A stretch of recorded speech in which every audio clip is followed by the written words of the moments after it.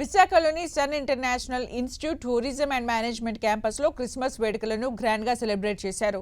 25 కేజీల ద్రాక్ష పండ్లతో వివిధ రకాల డ్రై ఫ్రూట్స్తో 50 కేజీల కేక్ను తయారు చేసినట్లు తెలిపారు.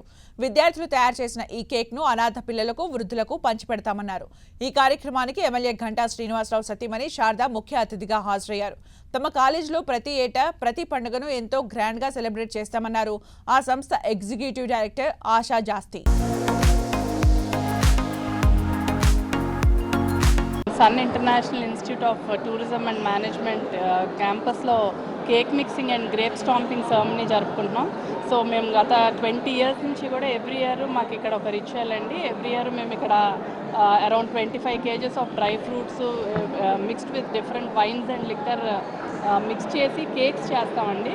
కేక్స్ చేసి మేము ఆర్ఫనేజెస్కి వాటికి పంచుతాము. అలాగే గ్రేప్ స్టాంపింగ్ కూడా వైన్ మేకింగ్ చేస్తామండి. సో మాది బేసికల్గా హోటల్ మేనేజ్మెంట్ కాలేజ్ వల్ల పిల్లలకి అన్ని ఫెస్టివల్స్ సెలబ్రేట్ చేసుకోవాలన్న ఉద్దేశంతో ప్రతి అకేషన్ కూడా ఇక్కడ మేము సెలబ్రేట్ చేస్తామండి.